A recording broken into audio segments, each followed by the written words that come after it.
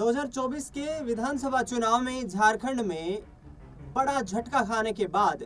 घाटशिला उपचुनाव में Bharatiya Janata party JMM यानी कि इंडिया अलायंस को कहीं ना कहीं अब धूल चटाने की तैयारी कर रही है। और इसके पीछे एक बड़ी रणनीति नजर आ रही है कि चंपई सोरेन, जो किसी वक्त पर जेएमएम के प्रमुख बड़े कद्दावर नेता होते थे, हेमंत सोरेन के जेल जाने के बाद झारखंड के मुख्यमंत्री के तौर पर उन्होंने कुर्सी को संभाला, लेकिन 2024 के विधानसभा चुनाव के आते आते भारतीय जनता पार्टी में शामिल हो गए और अब उनके बेटे सोमेश सोरेन जो हैं वो चुनावी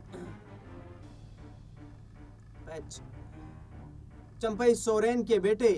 बाबूलाल सोरेन बीजेपी की टिकट पर चुनावी मैदान में हैं। वहीं दूसरी तरफ देखा जाए तो जेएमएम यानी कि झारखंड मुक्ति मोर्चा, जो कि हेमंत सोरेन सत्तारूढ़ पार्टी के कैंडिडेट हैं, वो चुनावी मैदान में हैं। अब सोमेश सोरेन और बाबूलाल सोरेन के बीच कड़ी टक्कर देखी जा रही है, लेकिन इस बीच एंट्री जयराम महतो की हो चुकी है। जयराम महतो बड़े राजनेता के तौर पर झारखंड में विशेष तौर पर जाने जाते हैं और घाटशिला उपचुनाव में उन्होंने अपनी ताल ठोक दी है। बता दें आपको कि जेकेएलएम के नेता जो जयराम महतो हैं वो किंग मेकर या यूं कहें कि उस पोजीशन पे दिखाई दे रहे हैं जिसमें उन्होंने इस पूरे चुनाव को त्रिकोणीय बना दिया है। पिछले विधानसभा चुनाव की बात करें तो कहीं ना कहीं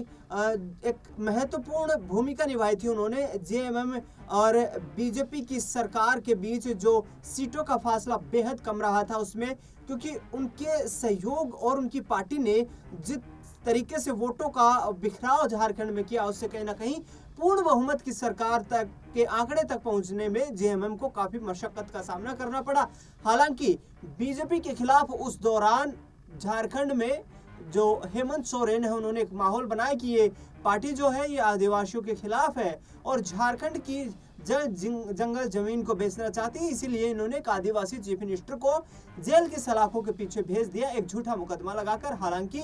उसके बाद वो फिर से झारखंड के मुख्यमंत्री के तौर पर काम कर रहे हैं। लेकिन इस बीच आजसू, जिनका एक जनतांत्रिक गठबंधन भी है, आजसू भी इस विधानसभा चुनाव में मैदान में उतर चुकी है। मुश्किलें हेमंत सोरेन की बढ़ाने वाली है, क्योंकि आजसू ने ऐलान कर दिया है कि वो बीजेपी को जीत दिलाने के लिए अपने जो समर्थक हैं उनसे अपील करती है कि आने वाले वक्त में जब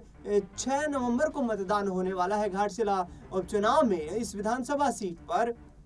तो वहां बीजेपी कैंडिडेट के पक्ष में अपना मतदान करे, यानी कि महागठबंधन या यूं कहें कि जेएमएम प्रमुख तौर पर जो उनका विपक्षी दल है, जो उनके सामने चुनावी चुनौती दे रहा है, उसको धूल चटाने की पूरी तैयारी कर चुकी है। आजसू ने पिछले विधानसभा चुनाव में देखा जाए तो घाटशिला विधानसभा सीट पर ही करीब 8,000 से अधिक वोट लिए थे और एक विधानसभा सीट पर 8,000 वोट लेना बड़ी बात होती है, क्योंकि ये इस तरीके का वोट बैंक होता है जो कि किसी भी चुनाव परिणाम को प्रभावित कर सकता है। अब ऐसे में देखना दिलचस्प होगा कि बीजेपी के समर्थन में आई आजसू क्या जेएमएम हेमंत सोरेन का खेल बिगाड़ेगी घाटशिला में, और आने वाले वक्त में क्या वाकई भारतीय जनता पार्टी वापसी कर पाएगी, क्योंकि चंपई सोरेन अवश्य चाहेंगे कि इस उपचुनाव में उनके बेटे बाबूलाल सोरेन का जो चुनावी सफर है वो शुरू हो जाए और इसके आधार पर भारतीय जनता पार्टी में उनकी जो एक छवि है, जो उनका कद है, उसको मजबूती झारखंड के